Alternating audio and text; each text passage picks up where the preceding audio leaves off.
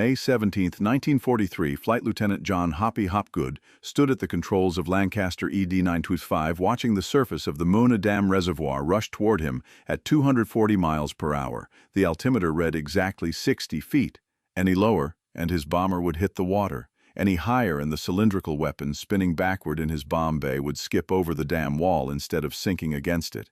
Hopgood's flight engineer called the altitude 60 feet, 60, 60. The wireless operator watched for flak tracers from German gun positions on the dam towers. The bomb aimer lay prone in the nose eye, pressed to the marked 14th bombsight, thumb on the release button, waiting for the moment when two wooden dowels mounted on the nose lined up perfectly with the towers 400 yards apart. Behind Hopgood, 7 more Lancasters orbited at 1,000 feet, waiting their turn to attack. Wing Commander Guy Gibson had just made the first run, releasing his bouncing bomb that detonated against the dam wall with a massive explosion, but failed to breach the structure. Now it was Hopgood's turn. The second attack of Operation Chastise, the most audacious bombing raid of World War II. At 00:48 hours, German flak gunners on the North Tower opened fire.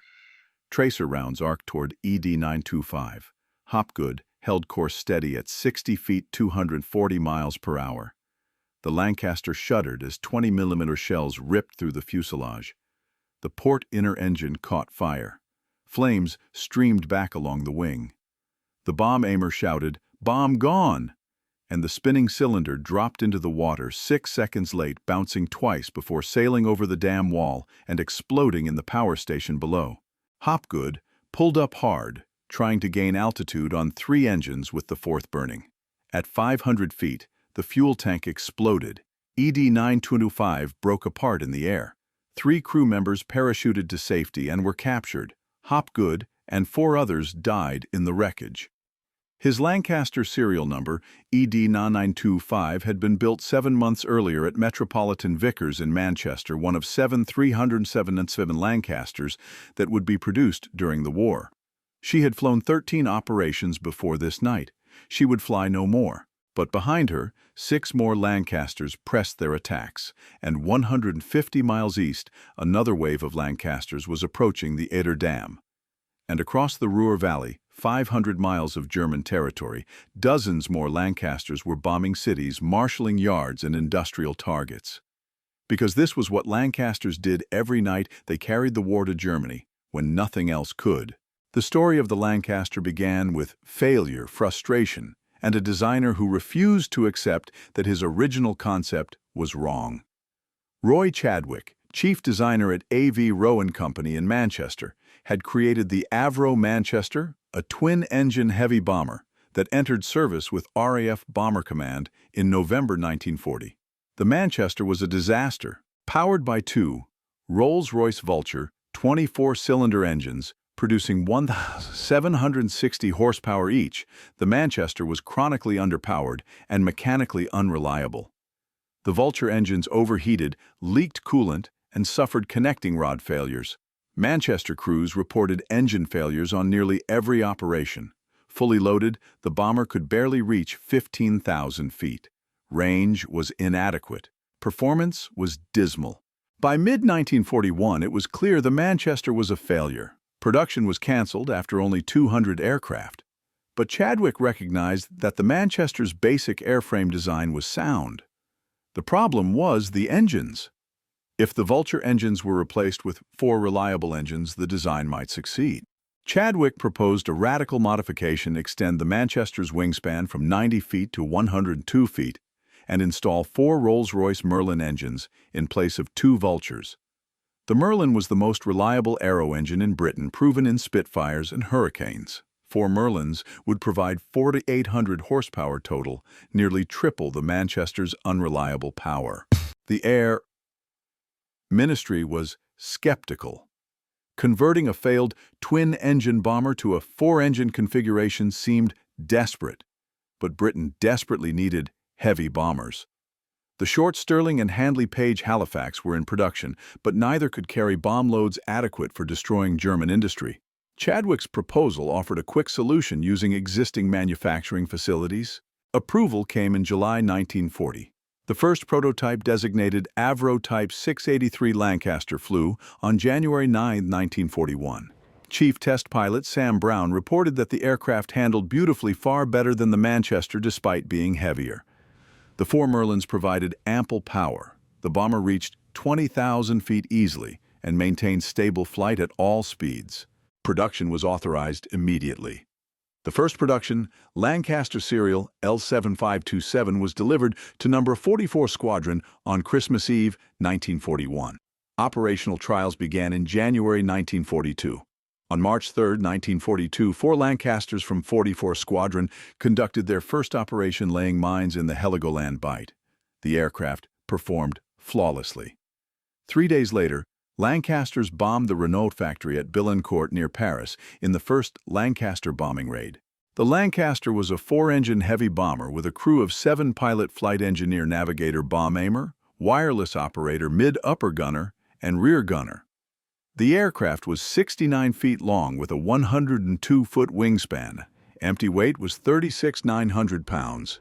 Maximum loaded weight was 68,000 pounds for normal operations, though Lancasters regularly flew at 70,000 to 72,000 pounds on special operations. 4. Rolls-Royce Merlin engines, with either Merlin X22 or 24 series each, producing 280 to 640 horsepower, depending on variant, drove 3-blade constant-speed propellers. Maximum speed was 287 miles per hour at 11,500 feet. Cruising speed was 200 miles per hour. Service ceiling was 24,500 feet. Range was 2,530 miles with a 7,000-pound bomb load, or 1,260 miles with maximum bomb load. The defining feature of the Lancaster was its cavernous bomb bay.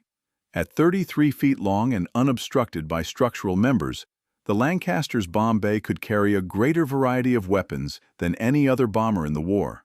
Standard load was 14,000 pounds of bombs. Modified Lancasters carried the 22,000-pound Grand Slam, the heaviest bomb used operationally by any Air Force. Defensive armament consisted of 8 303-inch Browning machine guns in 3 turrets, 2 guns in the nose turret, 2 in the dorsal turret, and 4 in the tail turret. Later variants replaced the nose turret with a single flexible gun and upgraded the dorsal turret to 2 .50 caliber machine guns. The armament was adequate but not exceptional. Lancasters relied on darkness, electronic countermeasures, and tactical formations for protection. The cockpit seated the pilot and flight engineer side by side. The pilot flew from the left seat with throttles, control column, rudder pedals, and primary instruments. The flight engineer sat on the right, monitoring engine instruments, fuel gauges, and hydraulic systems. During bombing runs, the flight engineer controlled engine power while the pilot concentrated on maintaining altitude and heading. Behind the cockpit, the navigator worked at a table with maps, charts, and navigation instruments. The G navigation system, introduced in 1942, allowed navigators to fix position within a few miles using radio signals from ground stations in Britain. The H-2S ground mapping radar, introduced in 1943, provided crude images of terrain below, allowing navigation through clouds. The bomb aimer occupied the nose compartment, lying prone on a padded rest with the Mark 14th bomb sight between his eyes. The bomb sight was a vector computing device that calculated bomb trajectory based on altitude, airspeed, wind, and bomb ballistics. During the final bombing run, the bomb aimer directed the pilot, left steady, right a bit steady, steady bombs, gone. The wireless operator sat amidships operating radios and monitoring distress frequencies. During combat, he assisted the gunners by watching for attacking fighters and calling evasive maneuvers. The mid-upper gunner stood in a powered turret amidships, scanning the sky above and to the sides. The rear gunner sat in the tail turret, the coldest and most exposed position, watching the darkness behind for attacking fighters. Lancaster crews bonded intensely, 7 men living together, flying together, facing death together for 30 operations, created bonds stronger than family. They knew each other's voices, habits, fears. They trusted each other absolutely because survival depended on every man performing perfectly. When one crew member was lost, the entire crew grieved. The first major Lancaster operation came on April 17, 1942, when 12 Lancasters from 44 and 97 squadrons joined a force of 200 bombers attacking the MAN diesel engine factory at Augsburg in southern Germany. The raid was conducted in daylight at low altitude to achieve surprise and accuracy. It failed catastrophically. German fighters intercepted the Lancasters 50 miles from the target. Without fighter escort, the bombers were defenseless. 4 Lancasters were shot down before reaching Augsburg. 3 more were shot down after bombing. Of 12 Lancasters dispatched, 7 were lost, a 58% loss rate that was unsustainable. The raid proved that daylight bombing without fighter escort was suicide. RAF Bomber Command shifted Lancaster operations entirely to night bombing. The Lancaster's performance at night was excellent. Its 4 reliable engines, long range, and heavy bomb load made it ideal for strategic bombing. By mid-1942, Lancasters were the primary equipment for Bomber Command's main force squadrons. On May 30–31, 1942, Bomber Command launched Operation Millennium, the first 1,000-bomber raid. 146 bombers attacked Cologne, overwhelming German defenses through sheer numbers. Lancasters formed the core of the attack, dropping 1,455 tons of bombs. The raid destroyed 600 acres of Cologne's city center and killed 469 people. The psychological impact on Germany was enormous. The 1,000-bomber raids demonstrated that Bomber Command could strike deep into Germany despite fighter and flak defenses. But the raids also revealed limitations in navigation and bomb aiming. Bombers scattered over dozens of square miles. Bombs fell across the city rather than on specific targets. Accuracy was measured in miles, not yards. To improve accuracy, Bomber Command formed the Pathfinder Force in August 1942. Pathfinder crews, the most experienced navigators and bomb aimers, would mark targets with colored flares. Main force bombers would aim at the markers rather than trying to identify targets individually. The Lancaster equipped most Pathfinder squadrons because its performance and reliability exceeded other bombers. The introduction of Pathfinders and electronic navigation aids improved accuracy significantly. The raid on Hamburg from July 24 to August 3, 1943 demonstrated what massed Lancasters could achieve. 4 raids dropped 9,000 tons of bombs on Hamburg, creating firestorms that killed 42,000 people and destroyed 250,000 homes. The Hamburg firestorm demonstrated that incendiary bombing could achieve destruction beyond anything high-explosive bombs could produce. But Hamburg also demonstrated German defensive capabilities. Bomber Command lost 87 aircraft during the 4 Hamburg raids, including 53 Lancasters. German night fighters equipped with radar could intercept bombers despite darkness. Flak batteries guided by radar could shoot down aircraft at 20,000 feet. German defenses killed hundreds of airmen every night. The survival rate for Lancaster crews was appalling. Operational losses averaged 3% to 5% per raid. With 30 operations required to complete a tour, simple mathematics showed that fewer than 25% of crews would survive. Some squadrons lost 50% of their aircraft in a single night. New crews arriving at squadrons in 1943 had a 50-50 chance of dying within 3 months. The psychological strain was overwhelming. Crews watched friends die in burning aircraft. They saw bombers explode beside them, knowing 7 men just died. They flew through flak so dense it seemed impossible to survive. They fought German night fighters in running battles that lasted until fuel or ammunition ran out, and they returned to base, slept a few hours, and flew again the next night. Some men broke under the strain. They refused to fly, were classified as lacking moral fiber, stripped of rank, and discharged in disgrace. But most kept flying. They developed superstitions, rituals, lucky charms. They relied on crew bonds, dark humor, and denial. They focused on the mission, the next target, getting through tonight. Thinking about 30 operations was impossible. Thinking about 1 operation was manageable. The Lancaster's greatest single operation came on May 16–17, 1943 with Operation Chastise, the raid on the Ruhr dams. Wing Commander Guy Gibson formed No. 617 Squadron specifically for the mission, selecting the best crews from existing squadrons.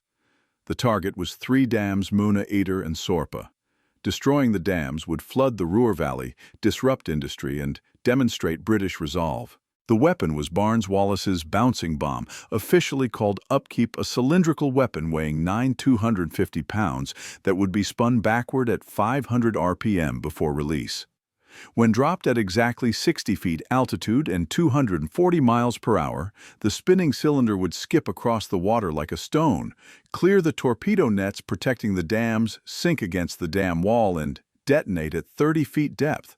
The hydrostatic pressure wave would crack the dam. 19 Lancasters, specially modified to carry Upkeep, took off from RAF Scampton on the night of May 16th. They flew at 100 feet across the North Sea and into Germany to avoid radar detection. Navigation had to be perfect. Timing had to be exact.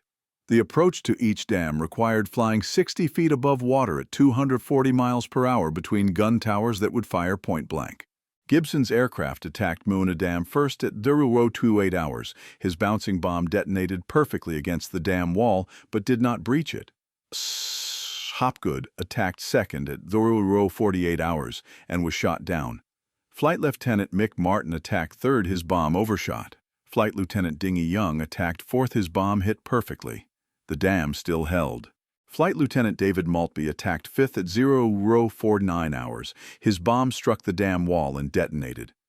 The accumulated damage from 3 perfect hits caused a breach. The dam wall collapsed and 140 million cubic meters of water poured into the valley below. Towns were flooded, factories were inundated, power stations were destroyed, the Moona was breached. Gibson led 5 aircraft to the Eder Dam 50 miles east. The Eder was more difficult to attack because the approach required flying through a valley over a spit of land, then descending sharply to the water. Flight Lieutenant David Shannon made 3 attempts but couldn't line up properly. Flight Lieutenant Les Munro made several passes. Finally, Flight Lieutenant Henry Maudslay got his bomb away, but it hit the dam parapet and exploded prematurely, damaging his aircraft fatally. He crashed on the return flight. Shannon attacked again and hit perfectly. Flight Lieutenant Les Knight attacked next. His bomb struck the dam wall and breached it. 202 million cubic meters of water escaped, flooding the Eder Valley. 2 dams breached. 2 cities flooded. Mission successful. But the cost was terrible. Of 19 Lancasters dispatched, 8 were shot down. 53 aircrew died. 3 were captured. For RAF Bomber Command, 42% losses were unsustainable even for successful operations. But Operation Chastise demonstrated what Lancasters could do with special weapons, intensive training, and desperate courage. The dam's raid made the Lancaster famous. Newspapers called it the Raid of the Century. The crews became heroes. Gibson received the Victoria Cross. The operation proved that precision attacks were possible with proper planning and equipment. But precision operations like Chastise were rare. Most nights Lancasters bombed area targets through clouds with bombs scattered across square miles. By late 1943, Lancasters equipped 41 squadrons, more than half of Bomber Command's operational strength. Production reached 300 aircraft per month from factories at Manchester, Preston, and Chester in England, plus Canadian factories at Toronto and Montreal. Lancasters were being built faster than they were being lost, an industrial achievement that German aircraft production could not match. The Battle of Berlin. From November 1943 to March 1944 represented the peak of Lancaster operations. 16 major raids on Berlin dropped 20,000 tons of bombs on Germany's capital. The raids killed 10,000 people and destroyed 1/4 of Berlin's housing. But German defenses took a terrible toll. Bomber Command lost 625 aircraft during the Berlin campaign, including 402 Lancasters. 250 aircrew died. The losses were unsustainable. Loss rates in early 1944 exceeded 5% per raid. Crews completing 30 operations became statistical anomalies. Morale declined as men watched entire squadrons wiped out in months. The Berlin campaign failed to break German morale or war production.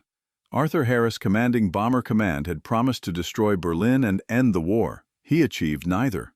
The failure of the Berlin campaign forced Bomber Command to reconsider strategy.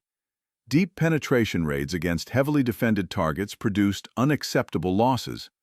But precision raids against transportation and oil facilities could cripple German war production while reducing bomber losses. In spring 1944, Lancasters shifted to supporting the D-Day invasion by attacking railways, bridges, and coastal defenses. The results were immediate and dramatic. Loss rates dropped to 1% to 2% per operation. Accuracy improved because targets were closer and less defended. French railway systems were systematically destroyed, preventing German reinforcements from reaching Normandy. Coastal batteries that could have devastated landing forces were destroyed before D-Day. The Lancaster proved as effective in tactical operations as strategic bombing. After D-Day, Lancasters returned to strategic bombing, but with better tactics and weapons. The 12,000-pound tallboy bomb, designed by Barnes-Wallis, could penetrate 20 feet of concrete before exploding. Lancasters carrying tallboys destroyed V-weapon sites, submarine pens, and railway viaducts that conventional bombs could not damage. The 22,000-pound Grand Slam introduced in March 1945 could penetrate 40 feet of concrete and cause earthquake effects that collapse structures. Grand Slam operations represented the pinnacle of Lancaster capability. Only specially modified Lancasters with strengthened airframes and more powerful engines could carry the weapon. Only the most experienced crews flew Grand Slam missions. The attacks achieved precision results. The Bielefeld Viaduct collapsed. The Arnsberg Bridge was destroyed. Submarine pens at Farge were penetrated. Targets that had resisted years of bombing were destroyed by single Grand Slams. By early 1945, Germany's defenses were collapsing. Fuel shortages grounded most Luftwaffe night fighters. Flak ammunition was rationed. Bomber command losses dropped below 1% per operation. Lancasters ranged across Germany almost unopposed, destroying cities that had survived 4 years of bombing. Dresden, Würzburg, Potsdam, all were devastated by Lancaster raids in the war's final months. The strategic bombing campaign remains controversial. Did bombing shorten the war? Did it break German morale? Were civilian casualties justified? Historians debate these questions 80 years later. But several facts are clear. Strategic bombing forced Germany to divert massive resources to air defense, diverted fighter aircraft from other fronts, and destroyed production capacity Germany could not replace. Lancaster losses were severe but not strategically significant. 32-249 Lancasters were lost on operations, approximately 44% of production. But 73 Lancaster crewmen died, approximately 44% of all Bomber Command air crew who flew. Every lost Lancaster meant 7 dead or captured airmen, men who could not be replaced quickly.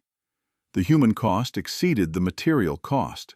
After the war, most surviving Lancasters were scrapped. Of 7,307 built, only 17 survive today in museums. 2 are maintained in flying condition, 1 in Britain, operated by the Battle of Britain Memorial Flight 1 in Canada, operated by the Canadian Warplane Heritage Museum.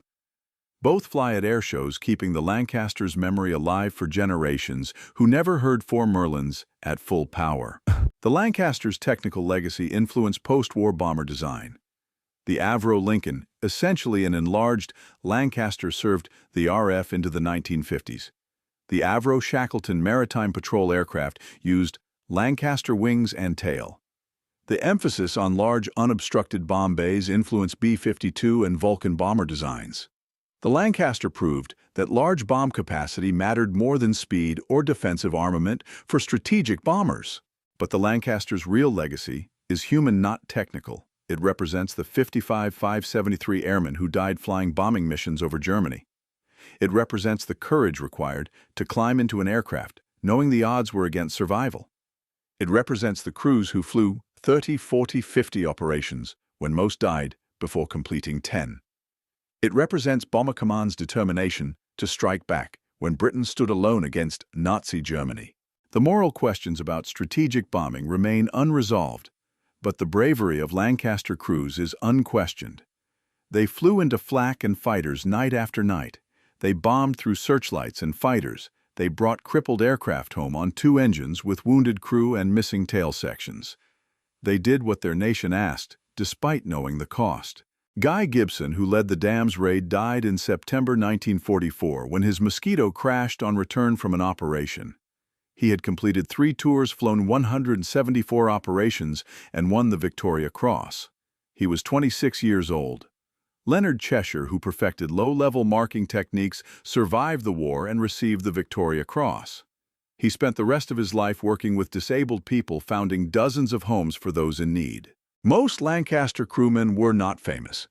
They were 19 and 20-year-olds from Britain, Canada, Australia, New Zealand, Poland, Czechoslovakia, and other countries. They volunteered for aircrew trained for months, crewed up with 6 strangers who became brothers and flew into darkness over Germany. Half died before completing their tours. The survivors carried memories that haunted them for decades. The Lancaster enabled RAF Bomber Command to strike Germany when no other force could. From 1942 to 1945, when Soviet forces were grinding toward Berlin from the east and American forces were fighting across France from the west, Lancasters bombed Germany every night. The campaign cost 55,000 airmen's lives and accomplished strategic objectives that remain debated. But it demonstrated that Britain would not surrender, would not accept Nazi domination, would fight until Germany was defeated. That determination, that refusal to quit, defines the Lancaster's legacy more than any technical specification. The aircraft was good but not exceptional by late war standards.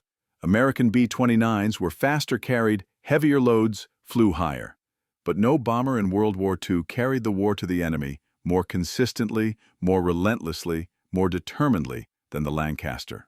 On the night of May 16, 1943, when Flight Lieutenant Hopgood pressed his attack on the Moona Dam despite being hit by flak, despite his aircraft burning, despite knowing he would probably die, he demonstrated what Lancaster crews did every night. They completed their missions regardless of cost. They bombed their targets regardless of defenses. They kept flying into the darkness because that was what the mission required. Hopgood's Lancaster ED-925 disintegrated at 500 feet over the Moona Reservoir. His bomb aimer, Flying Officer Gregory, escaped by parachute but drowned in the reservoir. His rear gunner, Pilot Officer Bircher, parachuted safely and was captured. Hopgood and 4 others died in the crash. The bomber burned on the hillside below the dam for 3 days, marking the spot where 7 men gave everything for a mission most considered impossible. That was the Lancaster's story.